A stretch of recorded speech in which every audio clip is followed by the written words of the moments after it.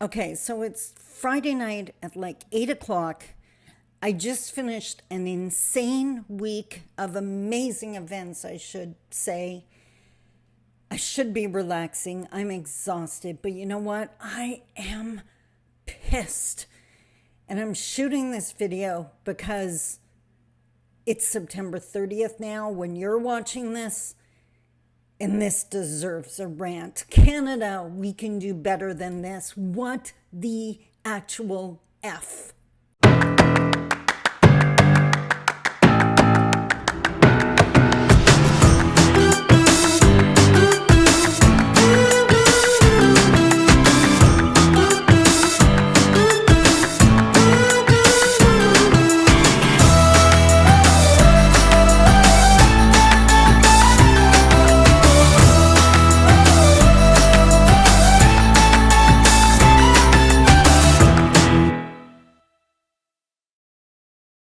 Bonjour. Mishko Paganon, Quain Edition Across Mangdodam. Hi, everybody. My name is Sandy Boucher. I'm Red Thunderbolt Woman of the Loon Clan, a proud member of Seine River First Nation in Treaty 3 territory in Northern Ontario, and today is September 30th, the National Day of Truth and Reconciliation. As I mentioned in my blog post last year, this is a day of remembrance.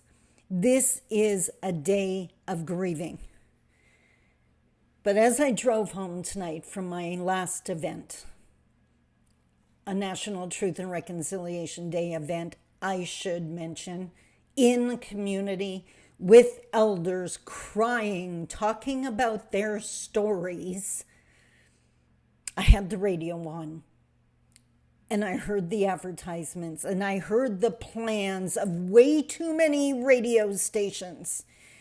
And somehow, this Indigenous-centered day got morphed into a white-centered educational day. So all of these radio stations are planning on broadcasting survivor stories and information all day today.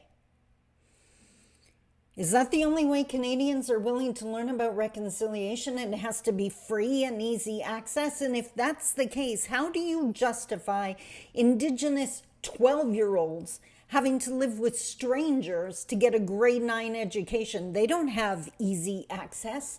It costs them huge financially, emotionally. But you're not going to learn unless you can just turn on a radio? And that's not the part that pisses me off. This is a day of remembrance and grieving. All well and good that Canadians want to learn. But I want you to think for a second. We have survivors, many of them across this country. What's going to happen to them if they turn on the radio today? How often have you heard me say non-Indigenous education can no longer be at the price of Indigenous pain? What's it going to do with them if they didn't hear the advertisements and today they, over their morning tea, they accidentally turn on the radio to listen to their favorite country music or Christian music, and instead they hear someone sharing a trauma story?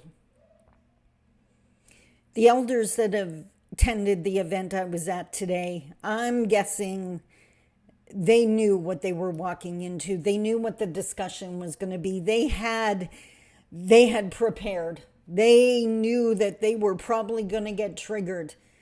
They knew they were probably going to get triggered because they chose to be at the event. The elders today have no warning. They're just going to turn their radios on and get hit. Get traumatized again so that Canadians can learn about your own history. I can't believe the radio stations are doing this. I can't believe I heard an ad from a non-Indigenous business, I assume, that wants to show that they're enlightened. And their ad included a jingle. I'm not going to go into the details because I don't want to traumatize the elders, but suffice to say, one of the lyrics included a reference to buried children. Come on. Canadians, I have a request for you. Today and every day. Just once think of someone that doesn't look like you. Just for once, think of what your need is going to do to someone else. And if it's going to cause them harm, maybe don't do it. And if you can't pull that off the other 364 days, could you do it today? Because I'm going to spend my day praying and reaching out to my elders and trying to give them a warning not to turn their radios on, because none of them deserves what would happen if they do. Can you at least join me in agreeing they've been through enough? This is not your day. This is not a day of education. It's a day of grieving. It's a day of remembrance. And if you can't educate yourself without it being free on the airwaves, and that tells me a whole bunch about you and who we as Indigenous should not be working with in the near future. Canada, do better. Radio stations, do way better. I haven't seen the TV channels. I don't have cable. I'm praying they're doing something way more respectful, way more considerate of the actual people that survived and are still grieving and hurting. I hope that together all of us can think of something to do today that is not going to hurt them more. They have been through enough.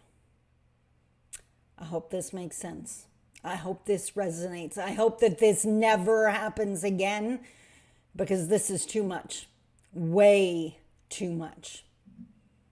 Until Monday, I love you. Take care. Bye-bye.